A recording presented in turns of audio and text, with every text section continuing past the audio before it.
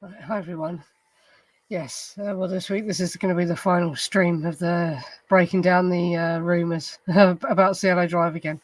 And there actually wasn't much more left in the chapter, so there's only a little bit to talk about today. So I can kind of recap all the other slides, and then I can move on from discussing this. But yeah, hello everyone. Anyway, quite a few people here.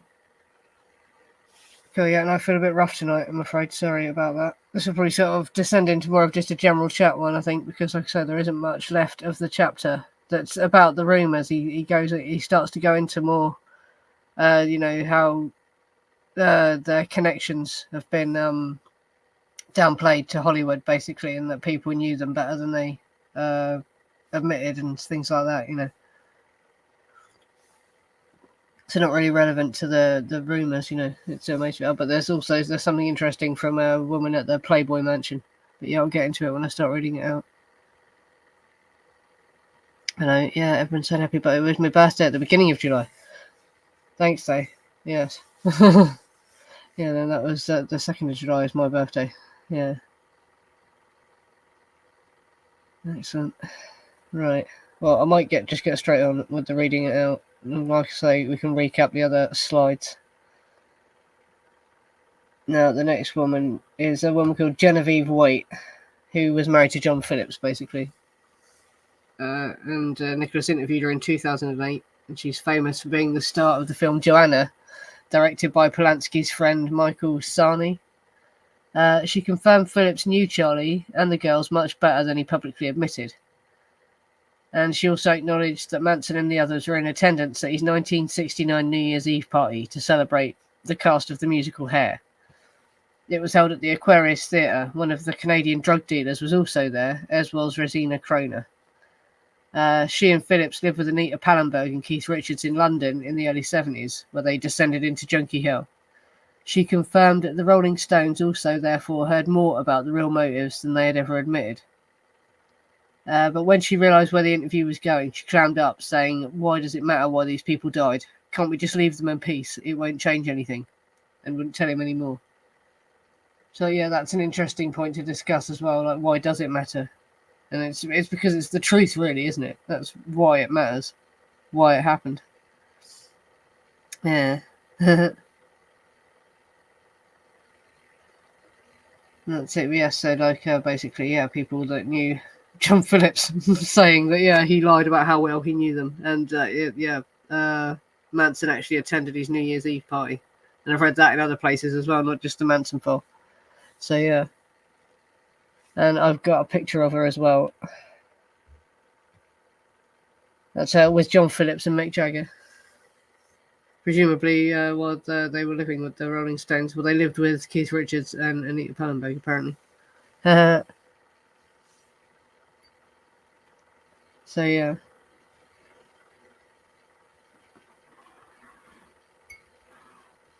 More people saying that they knew them. But yeah, obviously people don't want to admit that they knew Manson because he was sex trafficking women to them and selling them drugs and that, isn't it? That's why they don't want to admit that they knew him.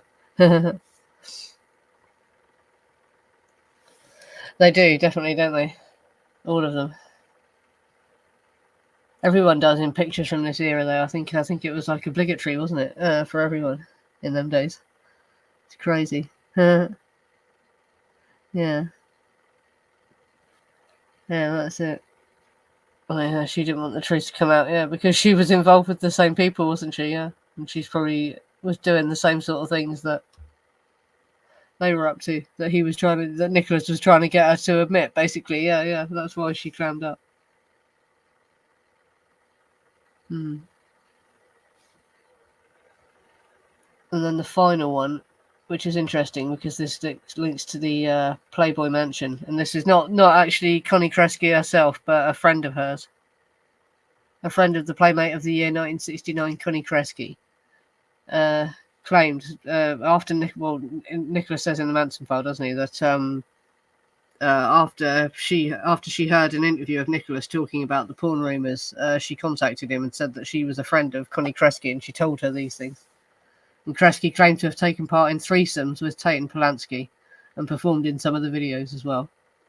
And she also claimed Hefner and her boyfriend, Victor Lowndes, collected fame porn, celeb sex photos going back to the 20s, basically. And they were part of a small ring of Hollywoodites who traded rare and hard-to-copy films and videos featuring celebrity fornication. And incidentally, Bugliosi was also friends with Hefner and even had an office at the Playboy Mansion while he was finishing writing Helter Skelter.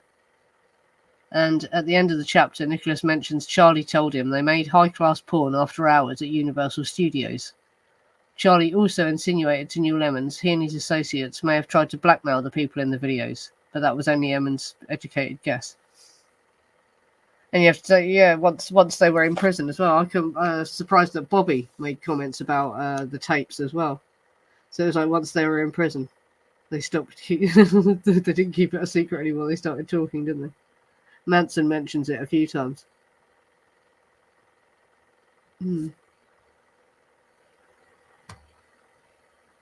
That's what I thought. She looks a lot like Sharon. I found out there's obviously a lot of pictures of her, and she was Playmate of the Year 1969, apparently. And she told her friend that she had been in threesomes with them.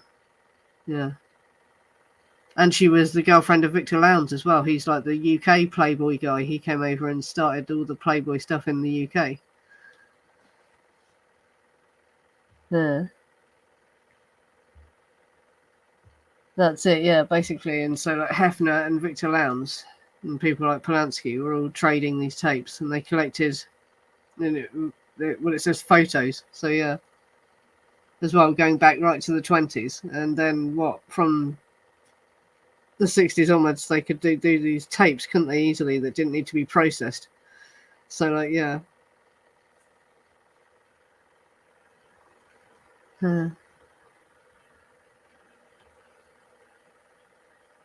Yes, but that's interesting. And also, yeah, the fact that Bugliosi got an office at the Playboy Mansion. Why the hell was that? What was Hefner's interest in the Manson case? Well, he was friends with Polanski and Tate, wasn't he? And probably, yeah, knew about all the tapes, didn't he? And was worried if any had gone missing. Because that's the other thing as well. They say the police found all these tapes. So, like, what were the cleanup crew doing? The people that went up there, or were there more tapes? And this was only what was left. There was some that the cleanup crew missed or whatever that the police got. But that always confused me as well. Why did the police find anything? Where so many people obviously went up there, you'd think that they would have got all of the tapes out of the house. But apparently, the police still found tapes in the house. Yeah, they did. They got married at the Playboy Club in London. You can see it in their wedding photos. Playboy logo on the walls, and the fact that it's Playboy bunnies, serving and all that. Yeah. And like I say, there's the interview with Hugh Hefner and Roman Polanski and Sharon Tate, isn't there, as well? Which was done. I don't know, where was that filmed. Was his show actually filmed at the Playboy Mansion, or was that in a TV studio? It looked like it was actually in a house somewhere, didn't it? Kind of.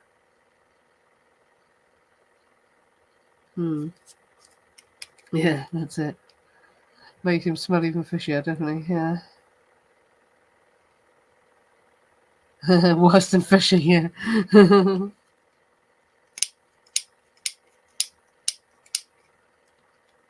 Great, no one else died. No, it's alright. Yeah, and what we'll do is, because that was like the end of the chapter pretty much. So yeah, I should have just tacked this on to last week's really. But we can go over all the other slides and talk about it all again. Summarise it all. But yeah, the interesting question that woman posed when Nicholas was interviewing her, and she got uncomfortable and said, "Why does it matter?" And that's just an interesting point to discuss, I think, because it matters, because it's the truth, doesn't it, really? That's why.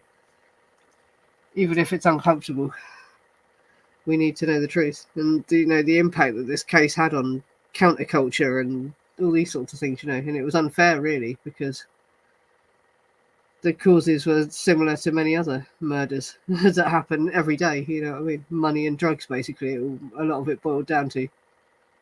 If you analyse what really went on, that is what the motive for these murders really was.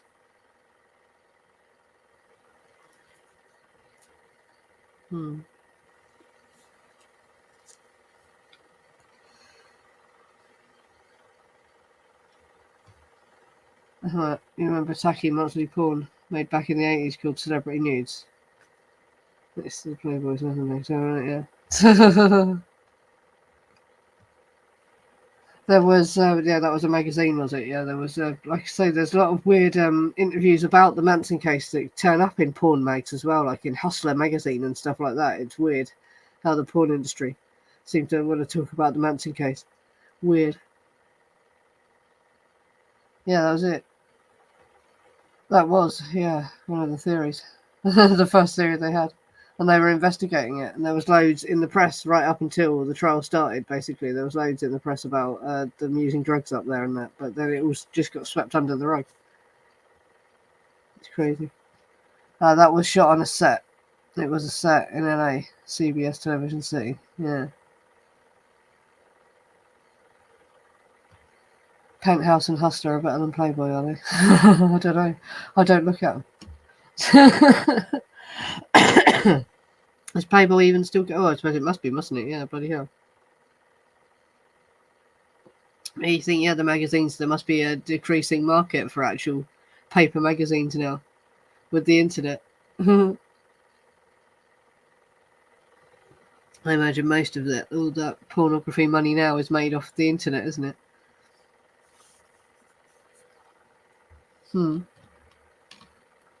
Yeah, let's look at the slide that recap all the old ones as well. So this is the first one.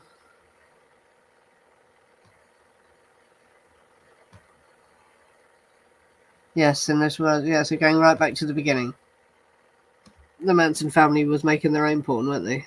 They travelled around in a famous black bus, obviously, with Hollywood Productions painted on the side, which was a typo, in 1968, and they called themselves a roving film crew, and are known to have stolen state-of-the-art film equipment from an NBC News wagon. Persistent rumours say they made porn at the Yellow Submarine House and a Malibu property swimming pool. Dennis Wilson is said to have donated a bulky prototype video camera, and some of this equipment was found at the Barker Ranch raid. And Bill Vance is said to have destroyed all the porn before law enforcement can get it. So that's the other thing as well. And before I read out the Celebrity Skin Videodrome chapter, I read out a briefer chapter before that about Manson before he went to prison the first time. They busted him making porn, but he was never convicted of anything because he was going down for something else anyway, wasn't he? But it was reported to his probation officer that he had been the father of one of the girls he'd made porn of had found the pornography of her. But that's in another stream.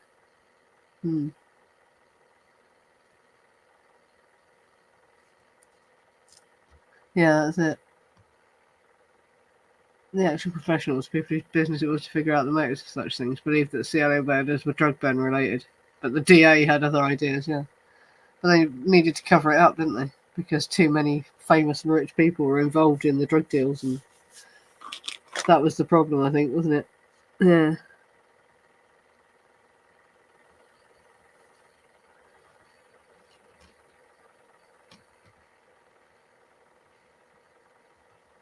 Oh yes, and there's all the list of all the different people. Yeah, Joanna Pettit and Jean Gutowski both said Sharon Tate was there to take part in sex films by Roman Polanski. And Nicholas points out that it's strange none of the stuff has ever made it into the public domain. And the police confiscated several photos of the Manson family during the initial investigation that have never seen the light of day again. So God knows what was in them. And Manson himself believed all the helter-skelter nonsense was just to distract from these missing porn films. And in his controversial tell-all to the Hollywood Star, he made several allegations about such films. He claimed Jane Fonda and an unknown boyfriend invited him to take part in making a porno with a dog. He refused, but watched from a designated peak place at Red Skelton's beach pad and confirmed that they did do it. So yes, that is another one of the rumours. Not really to do with Cielo, is it? But yeah, Jane Fonda. Hal Lipset, as well, was the private investigator who was anti-police corruption. When he found out the LAPD were trying to sell the sex tapes he found at Cielo Drive, he was appalled. Or they found at Cielo Drive that he was appalled. And he tried to give the story to his friend at the San Francisco Chronicle, but they wouldn't publish it, so he had to take the story to Paul Krasner. And Lipset said one film starred Yul Brynner, Peter Sellers, Warren Beatty, and Cass Elliot. And Manson said there was also a tape of Steve McQueen and Sharon Tate. Lipset said there was also one of Tate with Dean Martin. There was also one of Jane Wyman and one of Howard Hughes' attorneys.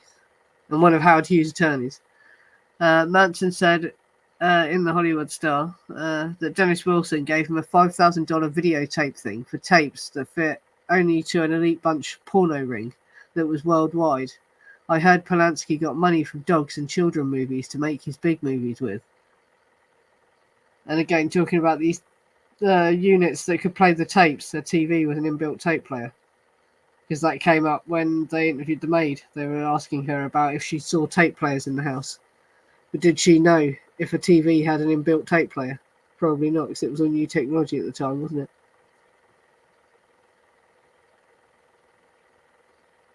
Hmm.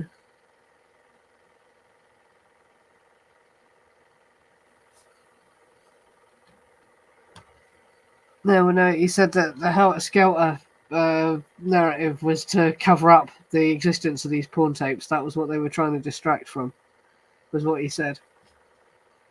But it's quite surprising. Several of people that knew Sharon and Raymond said that they thought that it was about the porn. Like Joanna Pettit apparently thought it was something to do with a sex scene that Sharon had done or something like that.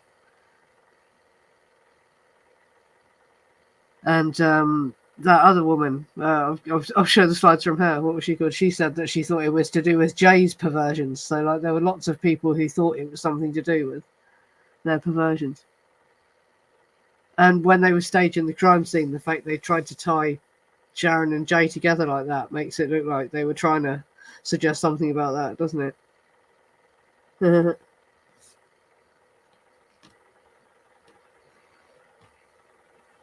Yeah, and so that was the first week's slides.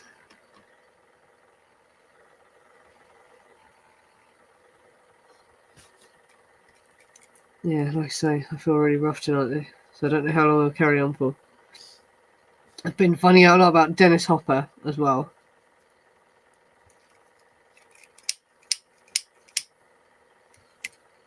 Around this time, because after we found that interview, finally found the interview where he made the comment about the Billy Doyle situation. And yeah, so I started to look into him more around this time and what he was doing around this time, and it's a crazy story, basically. And he sounds like he went on a Manson-inspired bender and tried to start a sex cult himself and all this kind of thing. It's crazy, yeah. So I'll get onto that next week.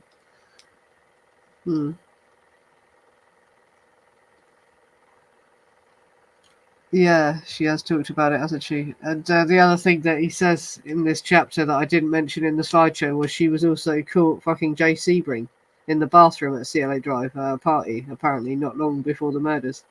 So she was Jay Sebring's lover as well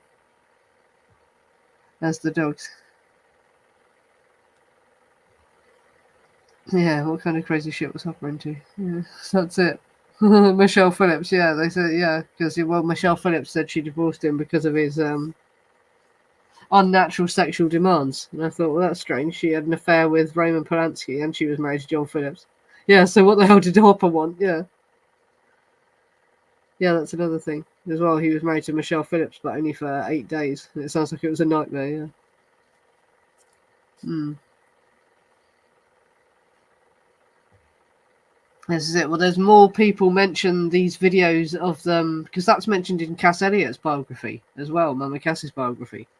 That they made tapes of people. They used to bring people back from the Hollywood Strip and drug them and film them, whipping them and stuff like that, you know. And that comes up again because Bobby Basile said the police found the tapes of that as well. So it's like, you know, we'll never know, will we? But this is what they were saying. Yeah, unnatural sexual demands. Yeah, that was what Michelle Phillips said about Dennis Hopper. It's like, wow, he must have been crazy if it was us and John Phillips and Roman Polanski. Dennis Hopper, we were talking about him, wasn't he? Yeah, this is the article. The quote from the article. We found the whole article, yes. They'd fallen into sadomasochism and bestiality, and they recorded it all on videotape too. The LA police told me this. I know that 3 days before they were killed, 25 people were invited to that house to a mass whipping of a dealer from the Sunset Strip who'd given them bad dope. And Jay Sebring was a friend of mine. LA Free Press, April 16th, 1971. With Lawrence Schiller, though, that's the problem. And I found another crazy thing about Lawrence Schiller that I'll get to when I do a stream about Hopper, probably next week. Yep, and Bobby Bosley said this. I said this a minute ago, didn't I? Truman Capote, while interviewing him in San Quentin, described the 5 Cielo victims at Cielo as the 5. I said Cielo twice. As total strangers, innocent people, making him say, "Who says they're innocent? They burned people on dope deals." Sharon Tate and that gang. They picked up kids on the strip and took them home and whipped them. Made movies of it. Asked the cops. They found the movies. Not that they tell you the truth. So Dennis Hopper and Bobby Bosley both heard this rumour.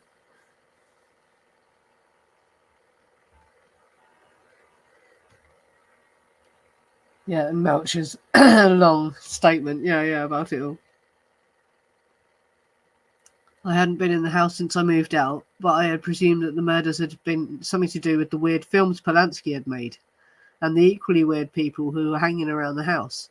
I knew they were making a lot of homemade sadomasochistic porno movies with quite a few recognisable faces in them. And the reason I knew was that I had gone out with a girl named Michelle Phillips, one of the Mamas and Papas. His ex-husband, John Phillips, was the leader of the group.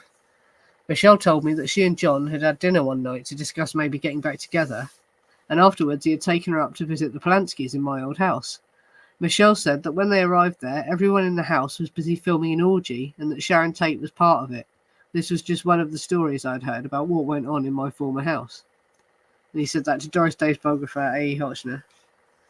And Melcher also mentioned the persistent rumour Jay Sebring had lured some of Manson's girls into one of the Sado porn movies that they were making, and they'd whipped them and beat them up for the camera, and that's why Sebring and the others had been killed.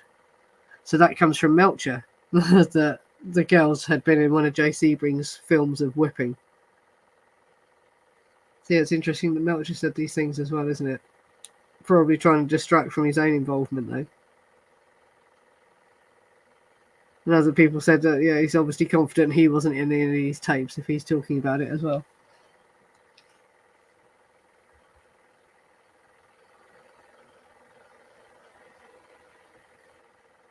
What's also that one?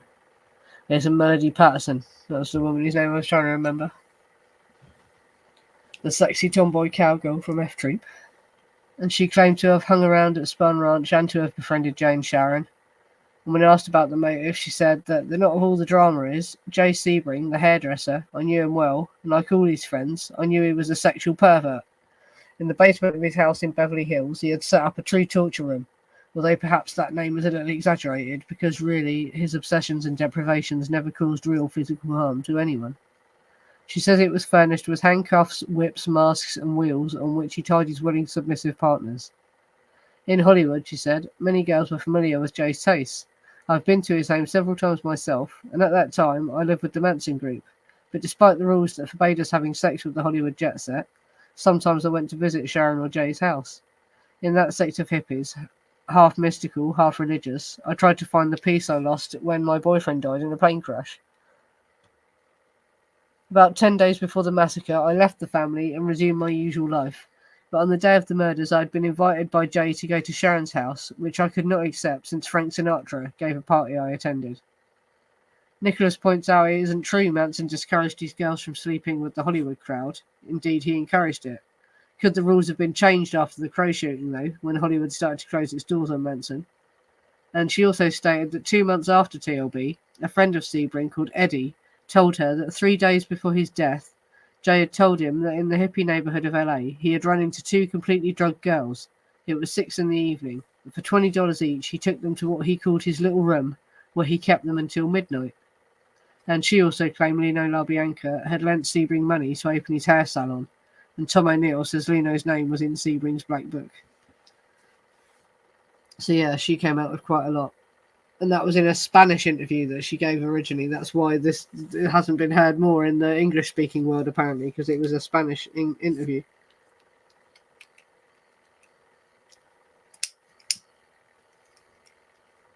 So yeah, it's all crazy. And like I say, lots of people talking about Sebring. Sammy Davis Jr. talked about his torture room as well, his collection of torture implements and that sort of thing. Yeah. Mm-hmm.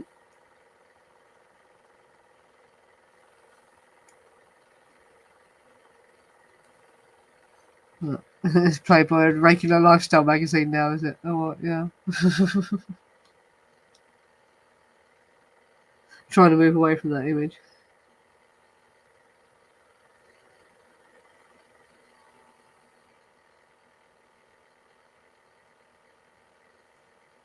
Yeah, sorry, just look at the chat. I feel pretty rough tonight. Could be going half an hour.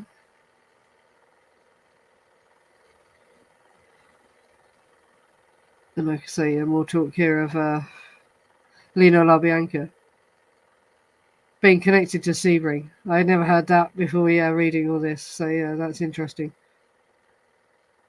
And yeah, Sebring's name, Lino's name was in Sebring's Black Book. So Sebring knew Lino. Which is another crazy connection, isn't it? They don't want us to know there are any connections between any of these things,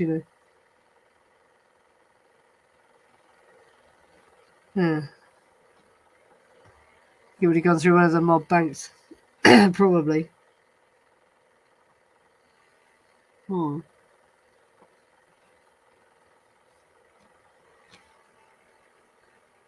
Yeah, which of the girls was it? Yeah, no one has said. No one says, do they? But Susan, Charlie has said before. Susan was made it. Insinuated that Susan was in a porno with Yul Brynner and Peter Sellers that Jay made, and possibly Jay as well. Was Jay filming it, or was Jay in it? But yeah, Susan is the one that's rumoured to have been in pornography, isn't it? I think. But then, what are they covering up about Crumwinkle? Because they seemed anxious to hide the fact that Crumwinkle had been up there before, or to discredit the idea that Crumwinkle had been up there before. So could Crumwinkle have been filmed in one of these whipping videos? And that's why you don't hear anything from her, or you didn't for years, because she wouldn't stop talking about that sort of shit.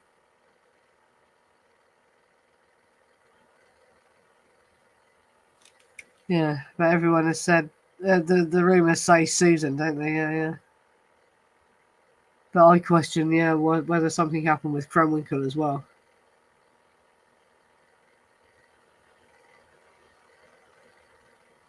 Yeah.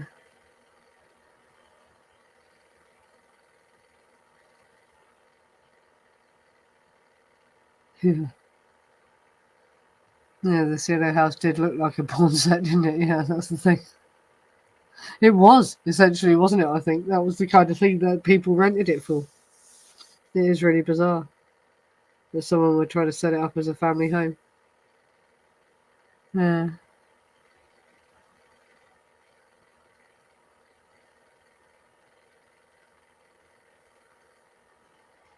Yeah, that's it. And the furniture of the guest house did look much better. If you look at the pictures of the guest house, that was where all the good furniture was, and the paintings on the walls and shit like that. It was all in the guest house, wasn't it? And the guest house is surprisingly big as well. It's like, yeah. Yeah, that was where Rudy actually lived, and he just let out the main house, didn't he? Yeah.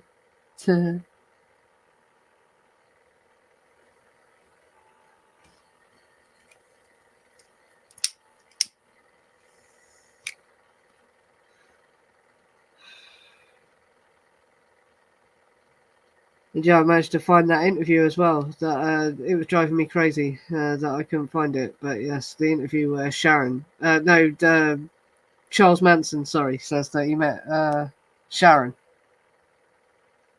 That everyone used to laugh at. But in light of information being removed, coming out, it doesn't seem so implausible, does it now? He doesn't sound so crazy. Yeah.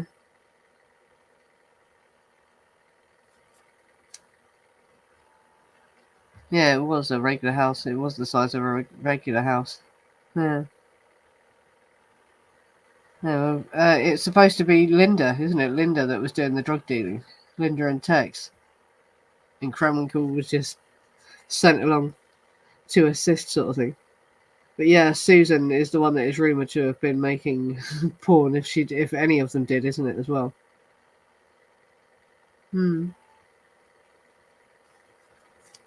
Yeah. Oh, I think it probably is COVID. Yeah, I've got the weird taste in that. Yeah, but it's not as bad now, is it? You don't feel as rough, and it's not as terrible. But yeah, still horrible. Yeah, that's it. But it doesn't look random, does it? There's nothing random about TLB. But they managed to convince the world that it was. That's the crazy thing as well, isn't it? That people believed it. And to this day, people still, yeah. And Susan, did do topless modelling, didn't she? And that you see, there are the photos of her at Ant and LaVey's Black Masses, isn't there? Topless and that. She did topless stuff and probably danced in clubs and all that sort of thing. Yeah, yeah. He says at Elvis's house. Yeah. And the interviewer doesn't say nothing. Yeah. Yeah, I put it on the subreddit as well. Yeah. Because I'd never seen the whole interview. I'd only seen like clips of it, I think. But he actually says some really interesting stuff. He starts talking about Frankie Carbo at one point as well. It's from 1991. This interview. He actually seems quite, coherent in it, and that it's an interesting interview. Yeah.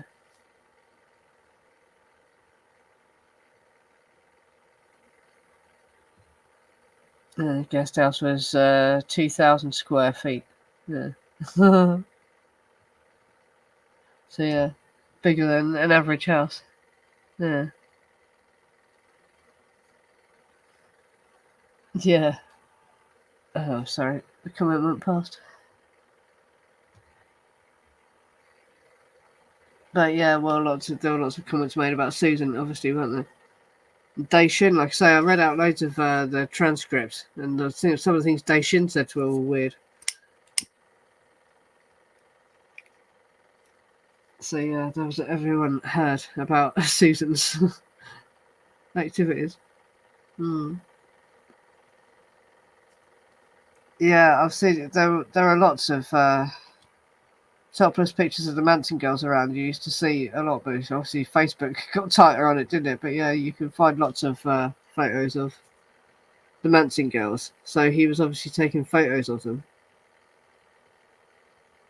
And they did apparently have cameras, but not a lot of people would have had the technology to play the tapes, so there wasn't a huge market for the tapes. Only certain people could have had the tapes, so it is more likely to have been the photos, isn't it? Yeah. There's a new dancer and the vampire, yeah, they call it. Whatever, yeah. Hmm.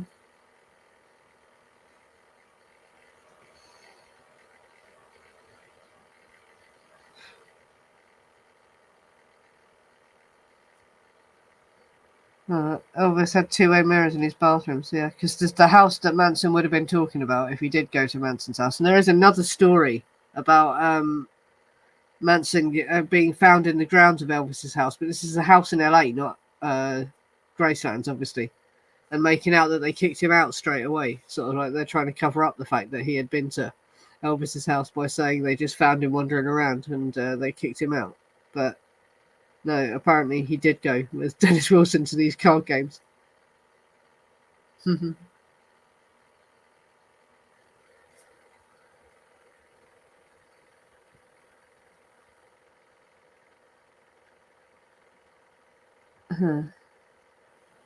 filmed at Melba Cronkite's house in Malibu. Is that the swimming pool one? Yeah, that gets mentioned.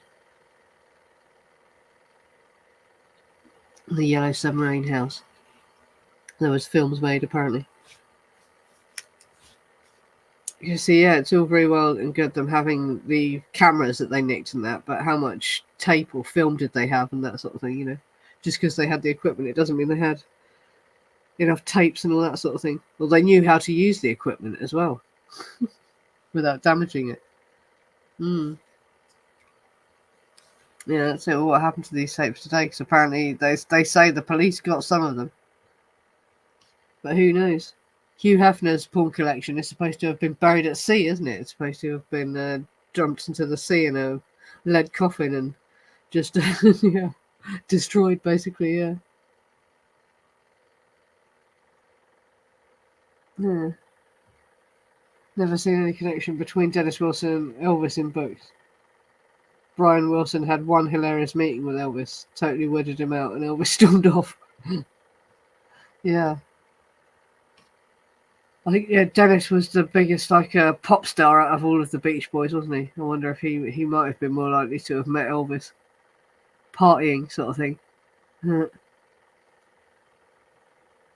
that's what it said. He's supposed to have destroyed all the tapes, so yeah, that's why that's never showed up, because Bill Vance destroyed it. But did he really? Was it just taken and hidden somewhere?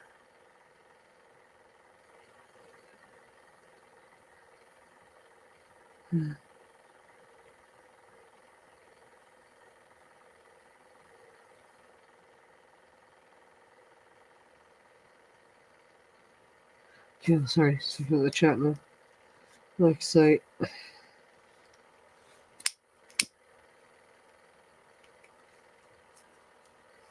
yeah, I feel pretty ill. We go 40 minutes. So yeah, I have to bring this one to the end. And I don't know if I'll do an after show, actually, because like I say, I'm not feeling too well. I should just rest. Yeah. But like I say, we've gone over all these rumours as they are in the Manson File, and I've been looking into trying to find out, narrow down the primary sources and that. Someone commented on one of my videos that they had interviewed this LAPD detective that is supposed to have this is the primary source for these porn videos. So yeah, there was someone out there. But yeah, that's the and Paul Krasner didn't actually publish the rumours until 1975. I don't think he didn't say it in the relist as well, because all of the relist is online. And no, he never published the porn rumours in the relist. It was in broadsheet newspaper articles that he published it later. So it's interesting. Like, what is the real source of these movies? Where did it come from? These rumours, you know. So yeah, I'll get into talking about all this. Yeah. That's it. You wouldn't be surprised if they had made copies of them. Yeah, well, this is the thing. How Lipset is supposed to have tried to expose the fact they were trying to sell the tapes. They were, so they must have been copying them, mustn't they? Yeah. Huh.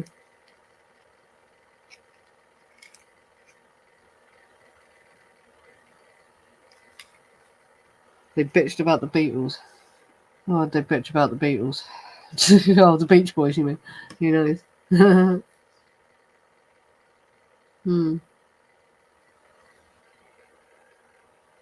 Wilson meeting Alice Cooper and Iggy Pop. That should be interesting. Yeah, yeah.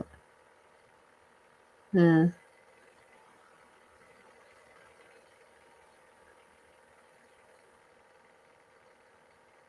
The Sharing Couple by Bill Bradley. What's that? Are they all the sex books from the 70s you're talking about? That all titles, is it? Yeah.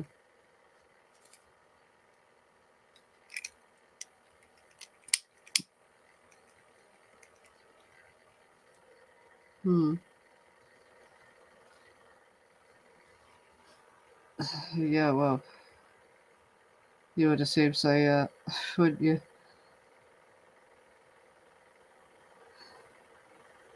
Yeah. Locked away. But if the police have still got them, that's the thing. But where there was such a big cover-up orchestrated as well, wouldn't someone have paid them to destroy the tapes as well? You would think that the tapes don't even exist anymore. But yeah, we'll never know.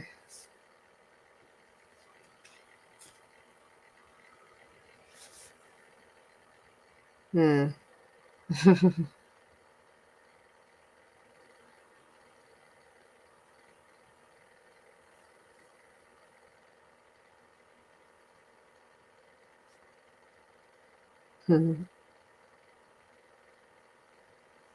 Yeah. locked away with all the police's photos of Billy Doyle, yeah. And the Manson family hanging out with everyone in Hollywood. All in a vault somewhere. That we'll never get to see.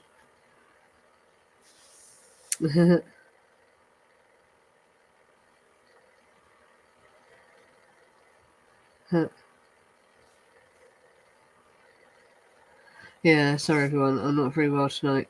I'm just sitting here in silence, aren't I? So yeah, I'll end this because I'll have to cut loads of silences out now.